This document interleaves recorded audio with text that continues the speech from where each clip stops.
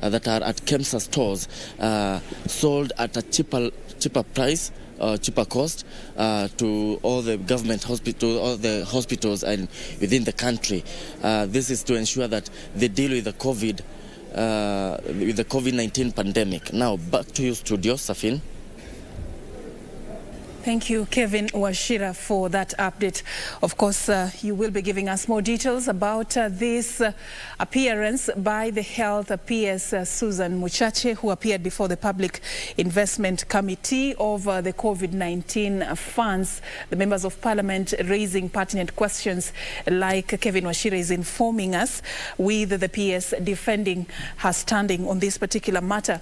Now, let's move on. Nyanza Regional Coordinator Magu Mutindika says the government remains committed in tackling drug and substance abuse in the region. Mutindika says the government is currently sealing loopholes being used to traffic drugs into the region and will soon roll out an anti-drug abuse campaign that will completely vanquish the vice. The government is moving with speed to address the spike in drug trafficking and substance abuse in the Nyanza region.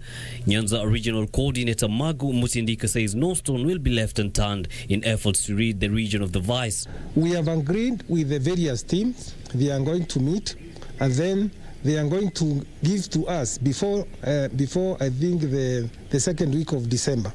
They are going to give us those mattresses, and then from there we will be able to act on them. Speaking at a meeting organized to map out strategies in Kisii, Magu directed the area police commander to crack down on illicit brews and unlicensed bars. Most areas have been operating without licenses. We have agreed as a team that all the 6 county commissioners within the region are going to meet with the various teams consisting of all the agencies that deal with all these aspects we are talking about.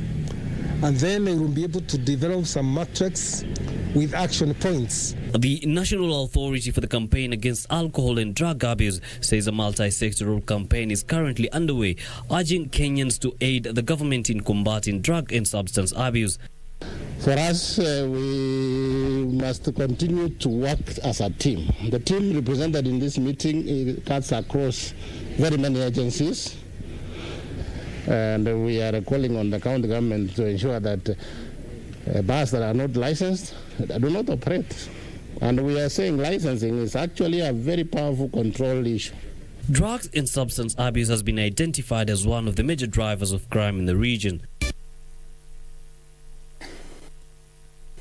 And residents of Nguku location and Kisiluni in Kiuso, Kitui County can now enjoy better mobile phone connectivity following the erection of a mast in the region. This is the first time a mobile phone mast has been erected in the area since independence, boosting the region's communication. Mumoni Sub-County, an area now witnessing new businesses coming up and a significant development being realized. The region's development being credited to a mobile connectivity mast that has facilitated a boom in mobile banking and money transfer.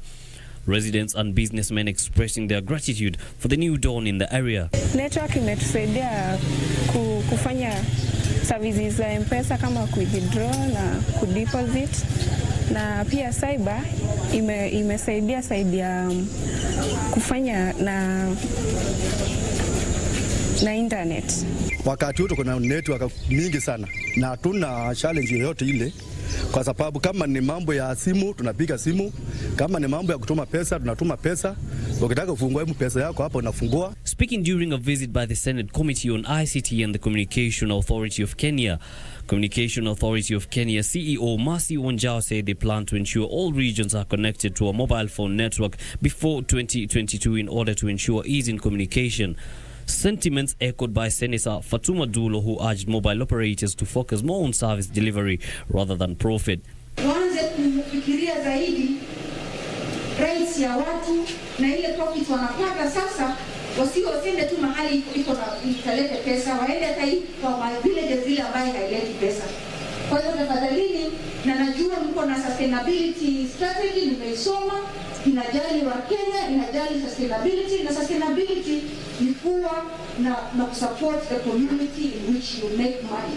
Ndagani village in Thagishu sub-county and Kasiluni in Chuso also benefited from the network connectivity.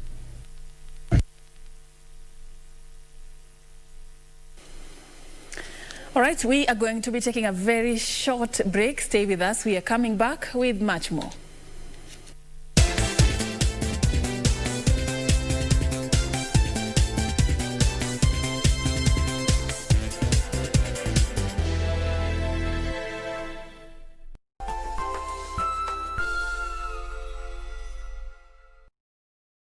When I got the admission letter to Alliance Girls High School, I wasn't excited because my parents weren't employed at that time, so I wouldn't have gone to school without financial support. I heard about the Equity Wings to Fly program. I applied and I was able to get in. They paid for everything, literally everything that I needed. After high school, we were recruited into the Equity Leaders program, and we got an internship at the bank and college counseling. I was expecting to go to school in September, but due to the pandemic, we were told that the classes are going to be online. Equity conducted sessions on how to adapt to the new changes and how to maneuver through the classes. I'm also doing the Equity mentorship for the Wings to Fly students who are still in school. After getting into Achieng University, I was still supported by Equity. Once I finish, I'd like to pursue a master in engineering, and after all that, I'd like to start my engineering company. I'd like also to start an initiative like the one Equity started, to sponsor students through their education, supporting their dreams.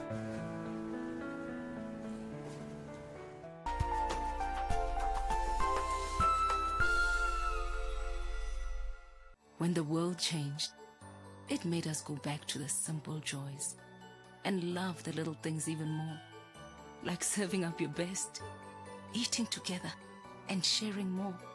Now, we'll take nothing for granted and always remember to taste the simple joys.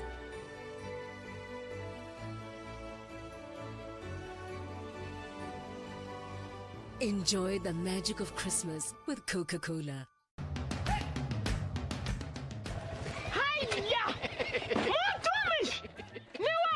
Ni mimi. Ulitoa pikipiki? Mulitani sitaomoka. Ni yako. Hii nduti ni yangu. Niliwahi pale Quickbit. Quickbit? Quickbit imekuja kusaidia wananchi kama sisi. Nilinunua 399 shillings. Juu nilikuwa the lowest unique bidder. 399 shillings. Quickbit shilingi moja unaweza nunua pizza. Shilingi mbili unaweza nunua microwave. Shilingi tano unaweza nunua hata gari. So tupeleke huko hata mtu aende huko. Jiunga na Quickbit ni rahisi. Enda kwenye M-Pesa, bonyeza paybill kisha weka business number 4032353. Kwenye account weka kodi ya bidhaa unayotaka na bidi yako ya chini zaidi. Kwa mfano TV 16, kisha weka shilingi 20 tu kama idadi yako. Weka bidi yako pia kwenye www.quickbit.co.ke. Kumbuka, bidi ya chini zaidi ya kipekee ndio ununua. Quickbit, bidhaa bora kwa bei ya chini.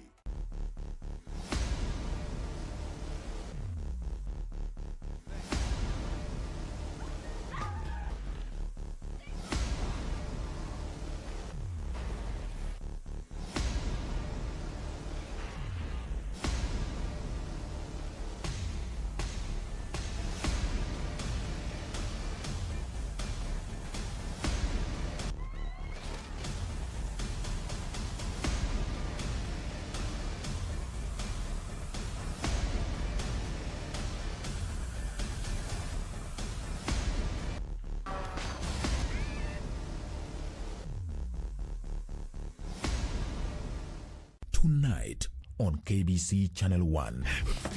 I just wanted to remind you that you owe us a lot of money. He mistreated her and he locked her up. We even had to find a locksmith to get her out of their house. And the thing is, Margarita told me the only way to resolve this is if Francisco drops the charge. Juana, we need to give him whatever he wants, anything. Francisco, let me help you. Don't you dare move! Put your hands in the air! Hang on, I have nothing to do with this. I'm not really sure that I can handle all this. Hey. If you appear to be weak, they are going to prey on you. In Love with Ramon.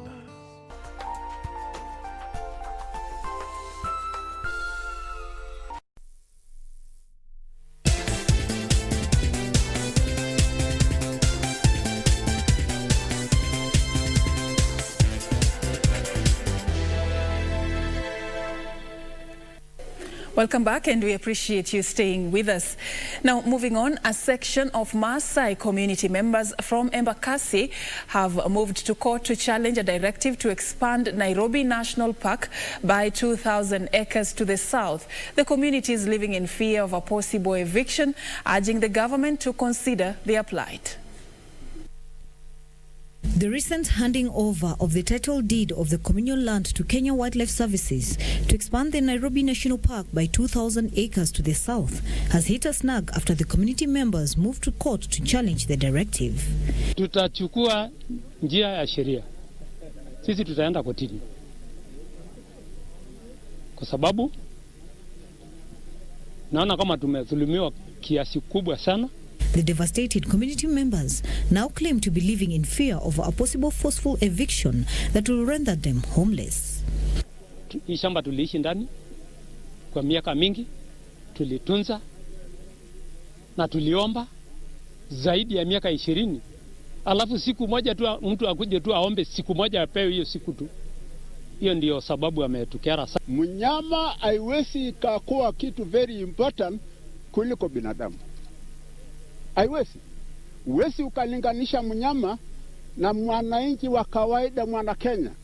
Ni lazima sauti yetu isikizwe. Also at stake is the future of over 1,000 learners at the Embakasi Primary School, which is the only public institution in the area. Katika shamba hili tunazo maendeleo nyingi kama shule, kama josho la kuogesha mifugo, tunazo sehemu za kuchota maji, na tunahofia kwamba KWS itakapopewa shamba hili, basi wananchi wa karibu hapa ama wananchi ambao wanaishi katika shamba hili hawatakuwa na usemi kutumia zile mali ambazo ni zao. The residents say they have followed the due procedure to be legally settled, including a petition to Parliament, and offered all information regarding the land to a recently National Land Task Force Committee, which held consultations with the community. Kusema kweli tumefuata njia mwafaka ya kuona kwamba tutarejeshewa hili shamba, ikiwemo hata kupetition serikali katika bunge la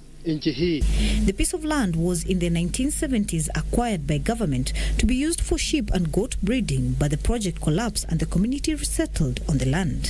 For Channel 1 News, I am Emily K. Bade.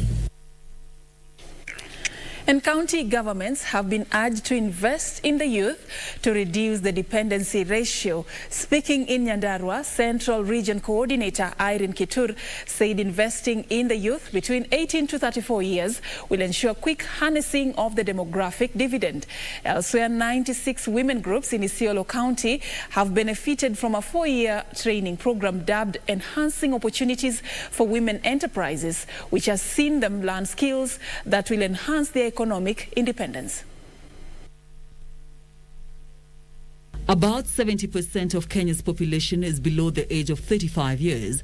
Unfortunately, a large percentage of this population is unemployed and feels marginalized. The National Council for Population and Development has called on counties to invest more in the youth as a way of reducing its high dependency ratio. Speaking in Nyandarua County, Central Regional Population Coordinator Irene Kitur underscored the need for a quality life for all Kenyans, calling on stakeholders to pull resources to boost the working population aged between 15 to 64 and also empower them in governance, economic well-being and education. Population in Nyandarua, we have a very large youth bulge.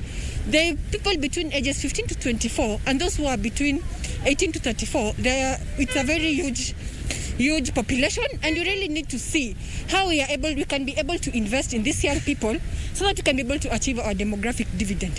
Kitur noted the need to create youth-friendly health systems as a way of encouraging them to seek reproductive health care, regretting that teenage pregnancies in Nyandarua was as a result of lack of sexual education. In Isiolo, at least 96 women groups in Isiolo County have undergone a training and mentorship program. They were trained on organization, bookkeeping and marketing on their products. The 4-year program, dubbed Enhancing Opportunities for Women Enterprises, implemented by Pastoralist Capacity Development Program in partnership with Netherlands Development Organization. According to Veronica Akiru, whose group was among the 96 that were incorporated into the program 4 years ago, the initiative has transformed the fortunes of group members who doubled their income in the process. Leni walikuwa na trains the officials kutoka kila kikundi treasurer, secretary na nini, secretary na chairlady wote tatu ndio walikuwa na trainio, but baadaye wakaenda kwa kila group. Wanakaa na kila group, siku za group inakaa watu wanakaa pamoja, and then kila group wanaangalia vitabu, nini wako nayo, nini kasoro na ni vipi walikuwa wanapatia maana. So kulikuwa na hiyo kutembelea kwa kila group. Caroline Kamau reporting for Channel 1 Lunchtime News.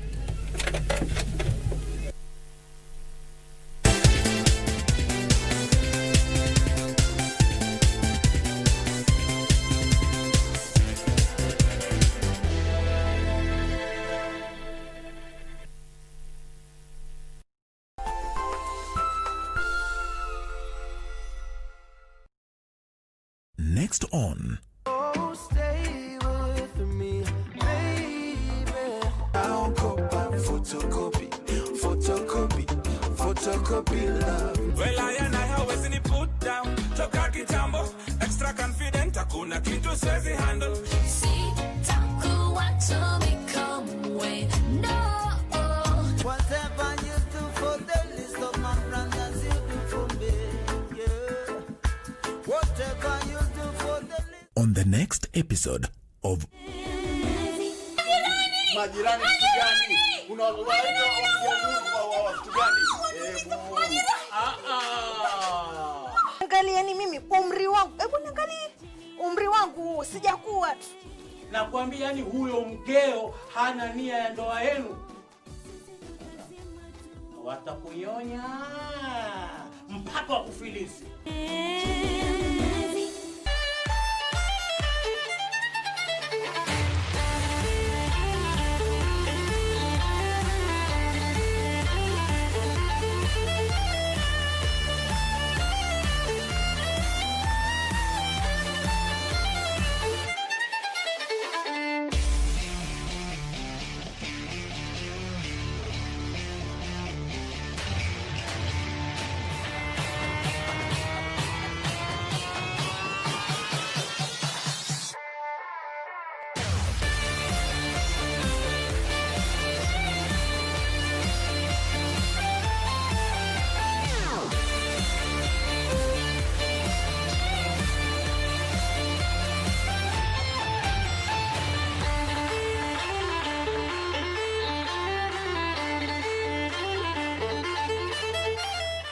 Next on Penda tuzungumzie adabu na nafsi. Uislamu ili atie adabu kwenye nafsi yake ana mambo manne ambayo kwamba afaa kuendea mbio zaidi. Manne haya: takuona vipi ewe mtumwa wangu, nami zimezidi mno dhambi zangu. That's the power of remembering Allah.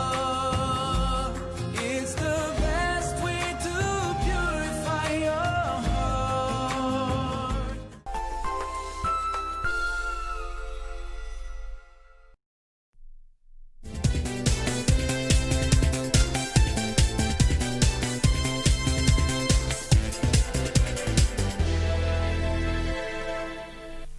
And we are back. Thank you so much for staying with us. Media organizations have been challenged to focus on truthful and objective journalism, as well as generate content that helps in nation building.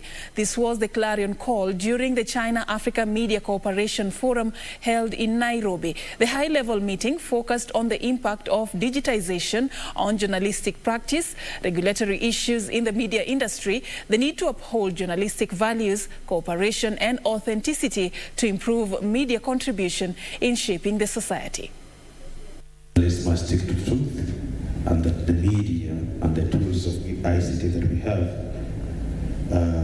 be used to drive the conversation forward. Without human interaction, technology is nothing. Without the human values, the values of seeking the truth, reporting it, doing it faster, and preserving all the values of responsible journalism, all this technology is useless. I will stress and remind journalists that as we collaborate and do more, insist on seeking the truth. I thank China for this involvement, which has also been manifested in other areas at Kenya Broadcasting Corporation. I must say that we actually pioneered some unique collaboration with China in what we may call cultural exchange program, where we have been able to air Chinese movies, Chinese drama. It is my hope and prayer that this collaboration is expanded to the wider sphere of media in the country. The way forward in terms of focusing the conversations around how the media relates with China or African media report Chinese issues, that conversation must be centered on the role and place of China in African development, if it's going to make sense. Because it has to begin with the people. It has to be the story of the people. How is China impacting development in Africa? How is China impacting the political dimensions? How is the place, what is the place and role of China in the African development? Because the moment it begins from that perspective, then the media as the custodian of public interest begins to find meaning in shaping the conversations in an accurate and meaningful manner. These include appeals to the government to consider zero-rating taxes on digital tools used by the media to help the small ones grow, not just survive.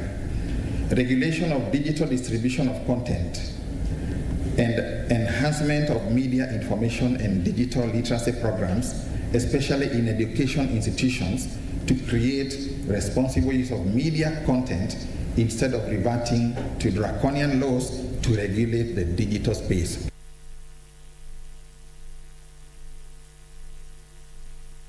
Now, away from that, Embu East Sub-County Police Commander Bernard Muhia has pledged to crack the whip on motorcycle riders operating without licenses. Muhia says there is an increase in drug abuse, reckless driving, and minors operating as boda riders, contributing to an increase in motorcycle accidents in the county. Have a look. Speaking after a boda rider died in a grisly road accident at Gikuru on Monday, Embu East Sub-County Police Commander Bernard Muhia revealed some adults were allowing young people to ride bodabodas without proper training. Pikipiki moja ilijaribu kuovertake trailer. Trailer ilikuwa inatoka pande ya Meru ikielekea Embu. Ndiposa nayo pikipiki alikuwa na overtake trailer na ni mahali bani kwa mahali iko kwa kona, ndio akapatana na kanta ikitoka pande ya Embu ikielekea pande ya Meru. Ndio sababu hapo ndio ajali ilitokea. Ndio yangu kwa wanabodaboda ni kuwaambia wawe waangalifu kwa barabara. Wakati wanaendesha pikipiki, wasiendeshe pikipiki kwa high speed ya juu sana. Wawe waangalifu na tena wasiendeshe pikipiki kama wako walevi. Iko wazazi wanapatia watoto wao pikipiki, mtoto hajatimiza miaka ya kuendesha pikipiki, unaona mzazi amempatia pikipiki. Muhia cautioned against violating the traffic regulations. Witnesses who live around the area appeal to boda riders to stop speeding. Lakini watu wa boda, tafadhali chukueni hatua na mchukue ile kazi yenu vizuri. Ukipoteza mtu mmoja, Kenya inaenda hasara. Hata wewe ukikufa, familia yako inaachwa kama inatezeka. Tafadhali waendeshe vizuri, wasianguke, ili waende tu wachunge maisha yao. Kari wameingia katika hii kasi ya kutafuta wakitumia bodaboda. Tafadhalini, tunawapenda, na sisi tunajali maisha. Wakati tuko barabarani, hatuwezi tukataka kitu kama hii iendelee. For Channel 1 News, I am Emily K. Badi. From Embu County to Kiambu, a Kiambu court has ruled in favor of the Wangige family following a land dispute spanning over 10 years. The land situated in Wangige town, worth 500 million shillings, has been at the center of a controversy between the family of the late Wangige and private developers. The family say this was a second attempt to invade their land after court ruled in their favor in the year 2009. This Wangige family was in court yet again after an attempt by unknown people to take away their land situated in Wangige town. The land, which is worth 500 million shillings, has been at the center of a controversy between them and another group of people who are also claiming ownership of the land and have even sought eviction orders against the Wangige family. The family says the land tussle between them and the group began soon after the death of their father in 2009. According to Evans and Njuguna Ngugi and Peter Mbogwe, sons of Wangige, say they were born and brought up in this piece of land without anyone coming to claim it until the death of their father. Mbogwa said after filing the dispute to the land tribunal, the other party went to court and obtained a court order in 2009 where the body of their father Wangige was exhumed and taken to the mortuary. But after a long battle in court, the family of Wangige won the case and the remains of their father were reburied in the same land. According to their lawyer David Karemi, the judge visited the land from Nairobi and in his findings ruled in the favor of the Wangige family, indicating that the other party has no stake in the land. Caroline Kamar reporting for Channel 1 Lunchtime News. And now on to some BBI politics.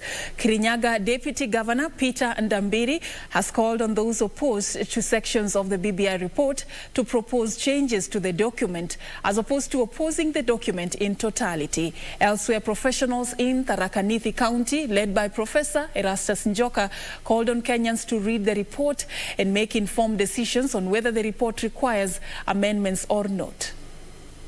Na wale wako na dissenting voices wasikizwe, kama ni mapendekezo ya mapastors, Catholic Church, the pastoralists and other interested parties, wafunguliwe hiyo kadirisha kidogo, maoni yao iwekwe pale, ili tukienda kwa referendum tusigawanye nchi katikati vile ilikuwa 2005.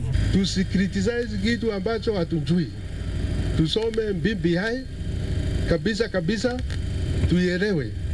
Usikriticize kitu ambacho haujui. Msimamo wangu ni uweze kuweka hawa watu wote pamoja, tusikie malalamishi yao na watu tuende mbele. Hii sheria imechelewa, tunataka mwaka ujao tuwe tumemalizana na hii mambo ya referendum. BBI tuwe tumeweka chini, tuangalie mbele. Hata kama tunahitaji, kama kuna watu ambao wangehitaji BBI sana, I think ni wanasiasa kuungana, sio wana Kenya, kwa sababu kuna vitu kadhaa kwenye ripoti hiyo ambayo haina manufaa kabisa kwa Mkenya wa kawaida. But tunapitia kama kanisa na hivi karibuni tutatoa ripoti yetu na msimamo wetu kabisa kama kanisa la PAG Kenya.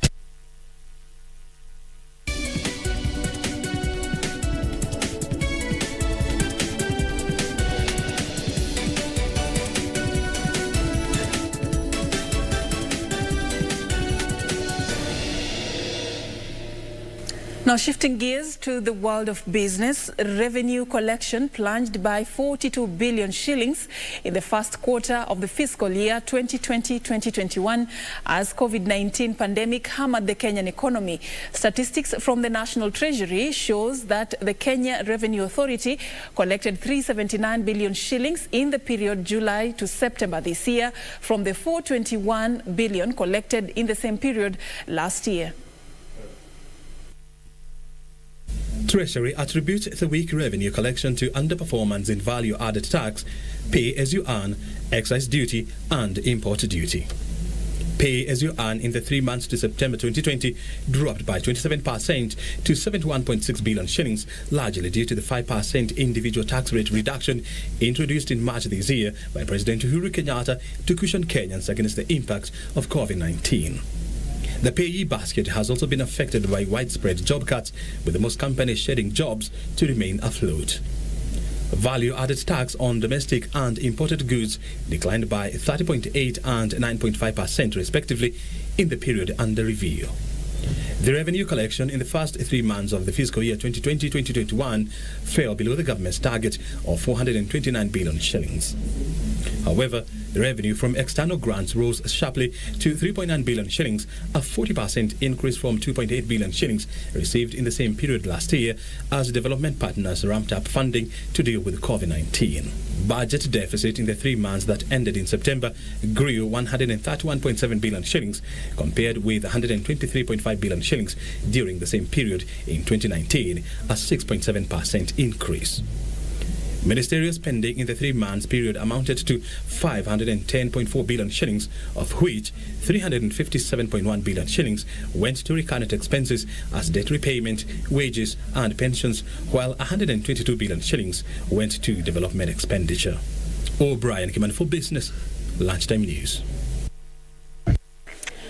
The government will spend 7.7 billion shillings to complete construction of water pans across the country. The projects, set to be commissioned by the second quarter of 2021, are expected to help deal with drought-related losses among 14 most prone communities in arid and semi-arid counties. Have a look.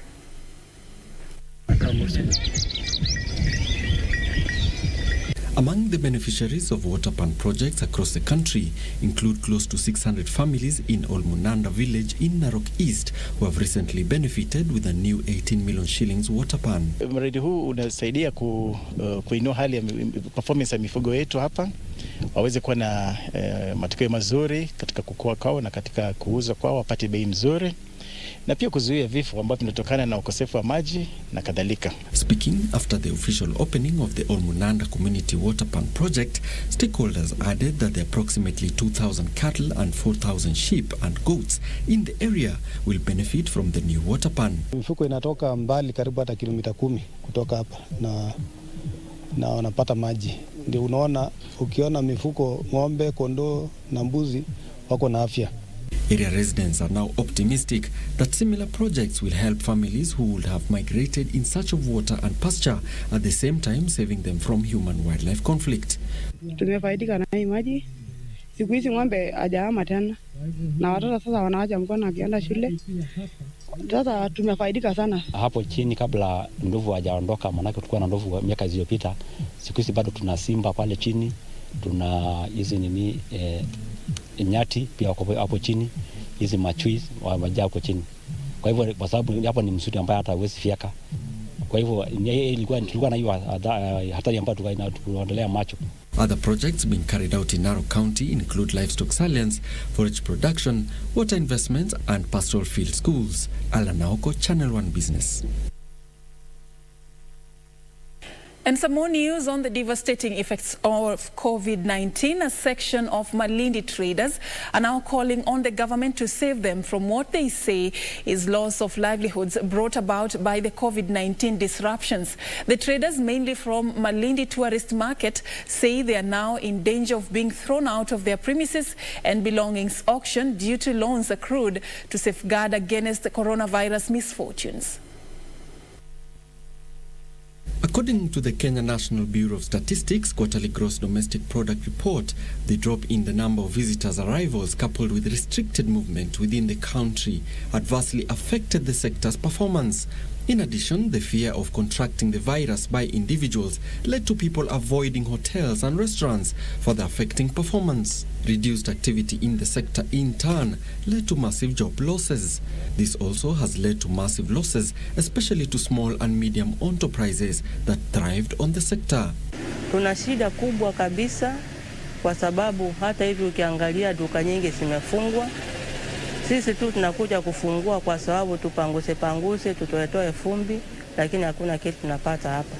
Christine Mashoka is just one of the many small traders that operate courier shops at the Malindi tourist market, which thrived from international tourism. Limetuathiri sana kwa sababu hata ile lishe yenyewe ya chakula mtu inabidi unakula asubuhi, mchana unaruka, jioni ndo unakula. In May this year, 2 billion shillings was announced to be used to support the hotel industry in soft loans, with 1 billion shillings set to engage 5,500 community scouts and a further 1 billion shillings for 160 community conservancies. However, traders say the results have been slow. tunaomba sana serikali ikumbuke sisi ambao tuko hapa chini kabisa, kwa sababu hizo pesa tunasikia siko na hakuna siku tumeziona. Hata unasikia majina tunaandikwa, tunapelekwa wapi, lakini hizo pesa hazijafika hapa. Kwa hivyo tunaomba sana. Despite the reopening of hotels, the North Coast region is yet to receive international tourists. According to the traders, before the outbreak, more than 20,000 tourists will visit at any given day. But now, it's a scene of empty stores and deserted streets. Meanwhile, the National Museums of Kenya Director General Dr. Mzalendo Kibunjia has raised the alarm over the risk posed to heritage sites by flooding and erosion due to rising sea levels. Kibunjia said that the extreme tidal waves caused by a warming planet are putting iconic and historical sites along the shoreline at great risk. This problem that you see in Fort Jesus is not only here, but it also extends on other sites in the Kenyan coast.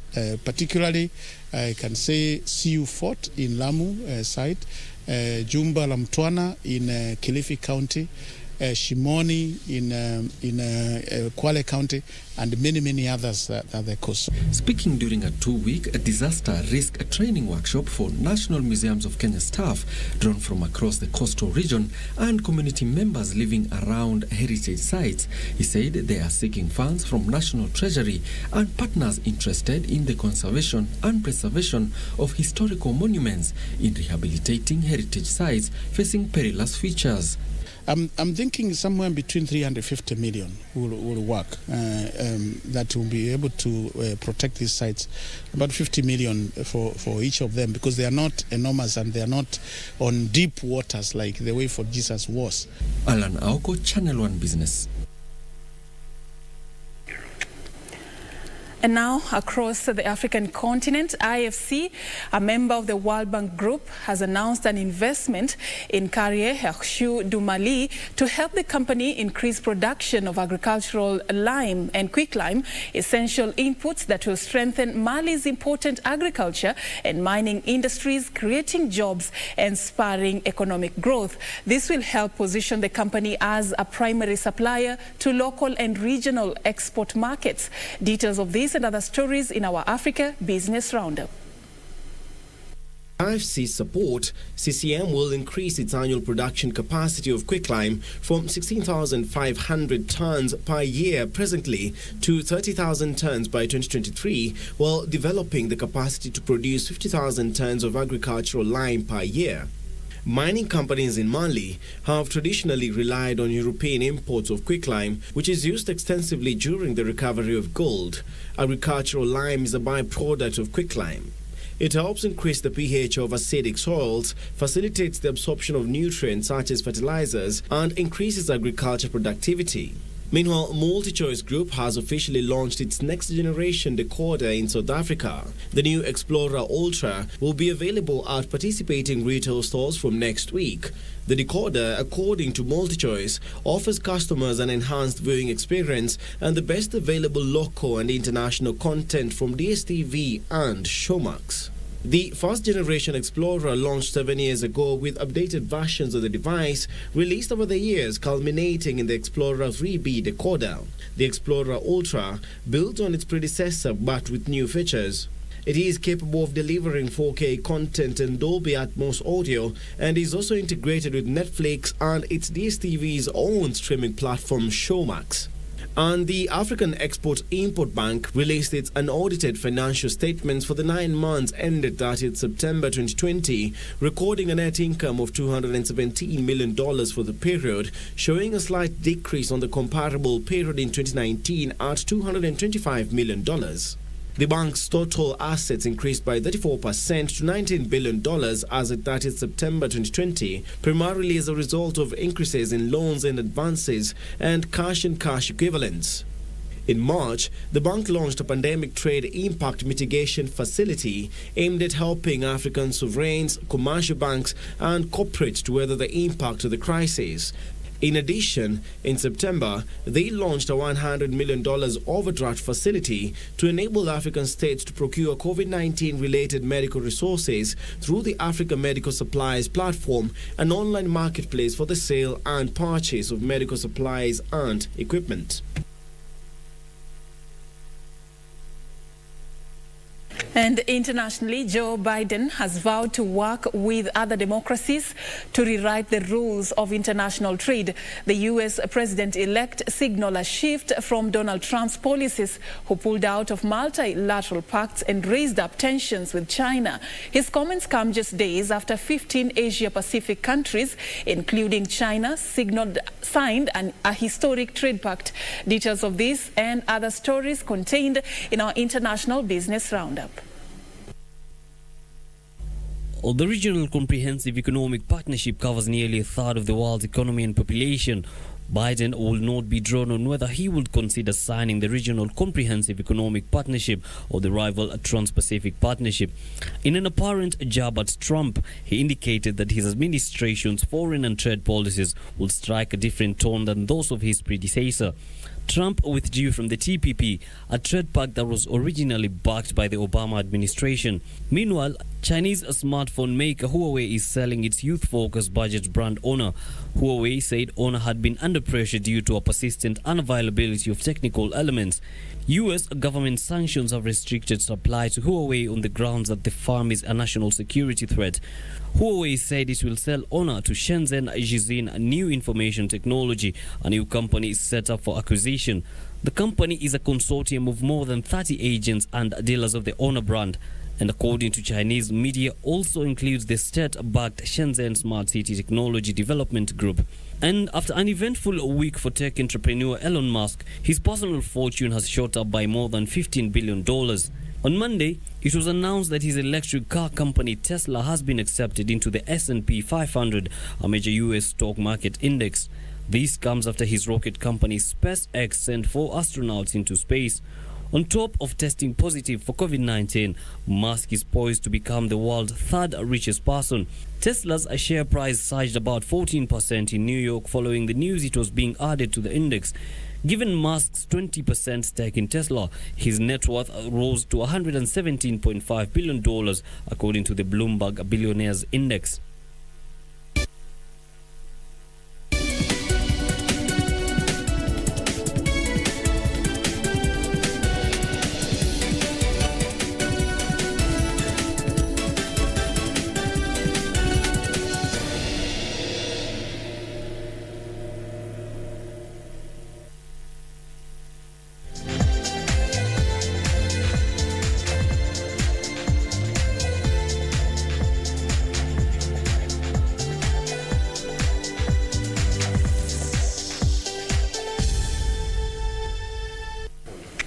And in sports news, we begin in Africa. The Warriors of Zimbabwe fought back to grab a crucial point against Desert Foxes of Algeria in an entertaining 2021 Africa Cup of Nations qualifier in Harare. The results left Zimbabwe, Botswana and Zambia with 2 more games to fight for a second place in the next round of qualifiers slated for March 2021.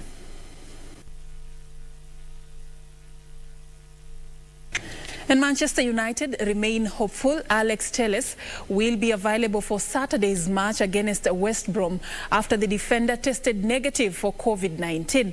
Elsewhere, Republic of Ireland duo Matt Doherty and James McLean have tested positive for COVID-19. Reports suggested Brazilian Alex Telles had tested positive over the weekend while on international duty. However, the Brazilian Football Confederation said the 27-year-old will travel with the squad after returning a second negative test. United earlier said they would make an assessment when he returned.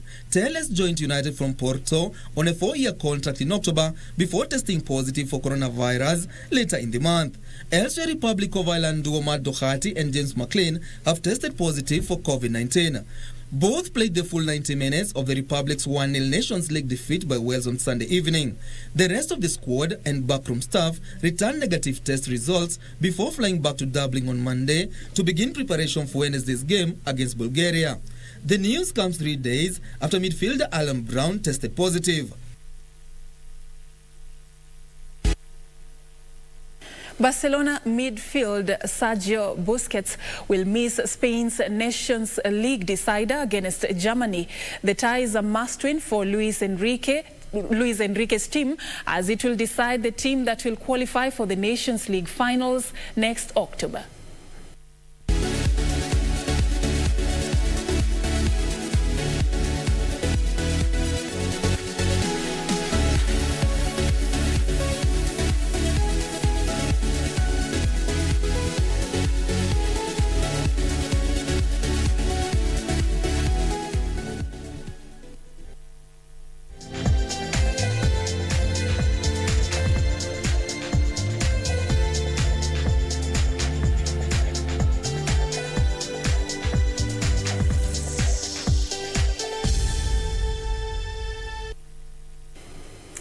All right, and that is all that we had for you at this particular hour, but you're working on more stories throughout the day. You can, of course, catch our subsequent news bulletins at 7 p.m. and at 9 p.m. My name is Serfine Achieng, Ouma, and our sign language interpreter has been Lucy Maura. Together, we want you to have a lovely afternoon.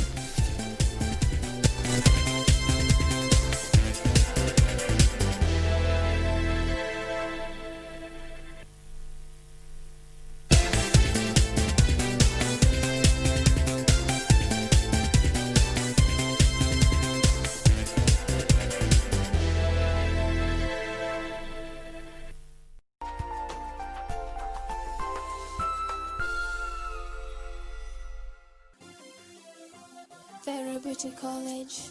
Vera Beauty and Fashion College, with branches in Nairobi, Eldoret, Thika and Meru. Did you know that we are a TVET approved institution? We offer courses in fashion design, interior design in soft furnishing, event decoration, flower arrangement, event planning, hairdressing, barbering and dreadlocks, beauty therapy, makeup, nail technology, spa massages, teaching skills, TOT, solo business management, and many more.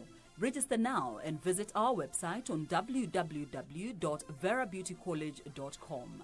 You can also call on 0725 923 550 Nairobi branch, 0728 087 689 Eldoret branch, 0722 22 7428 Thika branch, 0725 000 706 Meru branch. Vera Beauty and Fashion College, a TVET approved institution.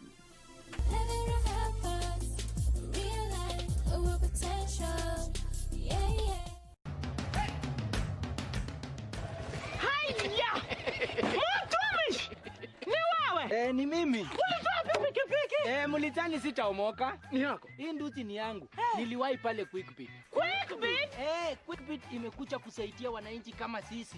Nilinunua 399 shillings. Juu nilikuwa the lowest unique bidder. 399 shillings. Quickbit shilingi moja unaweza nunua pizza. Shilingi mbili unaweza nunua microwave. Shilingi tano unaweza nunua hata gari. So tupeleke huko hata mtu aende huko. Jiunga na Quickbit ni rahisi. Enda kwenye M-Pesa, bonyeza paybill kisha weka business number 4032353. Kwenye account weka kodi ya bidhaa unayotaka na bidi yako ya chini zaidi. Kwa mfano TV 16. Kisha weka shilingi 20 tu kama idadi yako. Weka bidi yako pia kwenye www.quickbit.co.ke. Kumbuka, bidi ya chini zaidi ya kipekee ndio ununua. Quickbit, bidhaa bora kwa bei ya chini. Ini lazima utamark kwa kalenda ya mamasta maji mabazenga. She's so expensive, okay. Niweke kwa ina mabuda boss to my kit. Na tumepia na ya kutoa. Time already, it's time already. Time already, it's time already. Make I tell you what you love for a bullet. Baby, tell me this your body, body, yeah. Back it up right away, yeah, right away. Gang, rada chafu nikishikaga, hizo chafu bana shika shash, pale bedroom kila siku bash, hii ni lynch ngakikomba.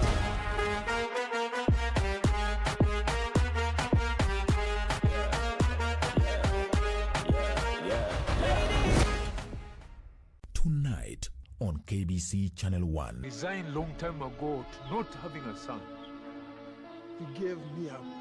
Yes. Did. You and I would have been happily married. I would never have married a thug. Oh, but you did. I wouldn't worry too much about it because all Francisco has to do is tell the truth. Are you able to identify who attacked you? Yes. In love with Ramon.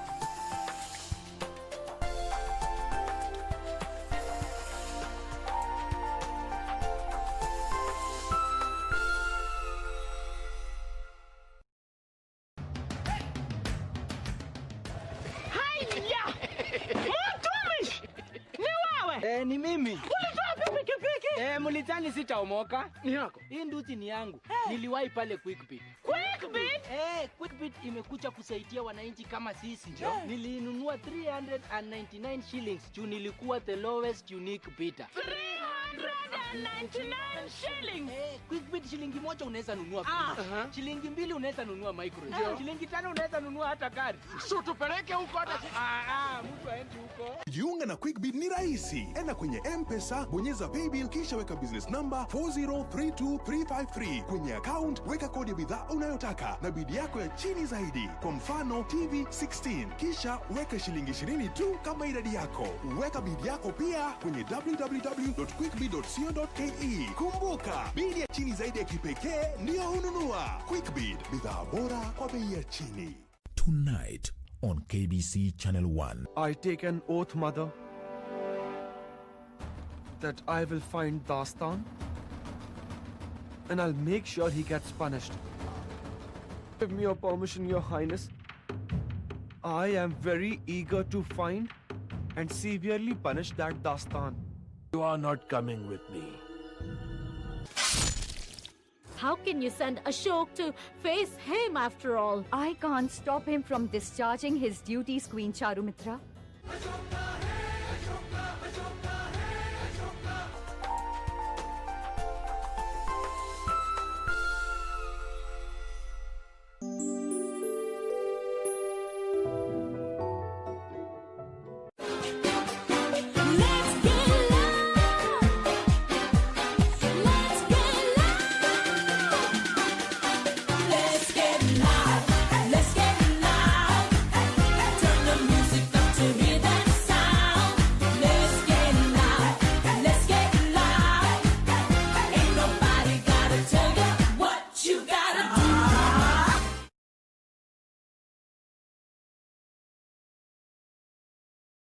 Ladies and gentlemen, boys and girls, yet another beautiful day for us to kick off them blues. Absolutely, it's all over now, yeah? The only show that cares about your entertainment, style, swag and everything, yeah? We're number one in this thing, yeah? We're number one. Second to none, baby. Absolutely. Now, when we talk about number one, when we say number ones are those people who do not quit. Number ones are those people who never give up, no matter the circumstances. And with that, let's congratulate the one and only Jalango. Man, Jalango for the first time grabbed, you know, bachelor degree in community development, yeah? And Jalango has been winning in media, man. So something that, you know, made a lot of people perplexed, eh? Man, si ange toka tu na bachelors in communication studies and all that. Yeah, you let him say. But anyway, I go by the name Vivian Dagwa. You can simply just call me Miss V. Jack Muller, the party daddy, aka your girlfriend, go my number. And you know what this right here is? Grapevine, baby. What you gotta do?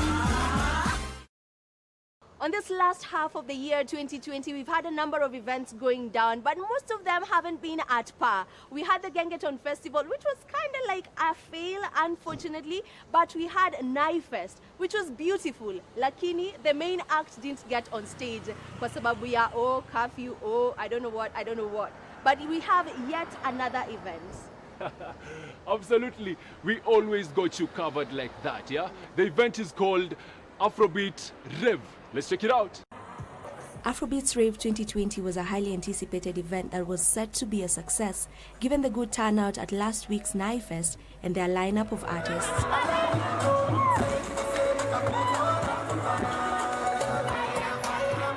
The event was held at Diamond Plaza on Saturday the 14th.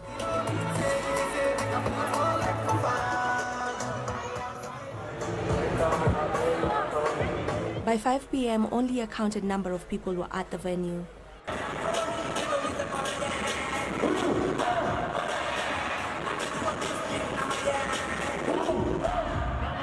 7 p.m., the MC of the day got on stage to cheer the revelers.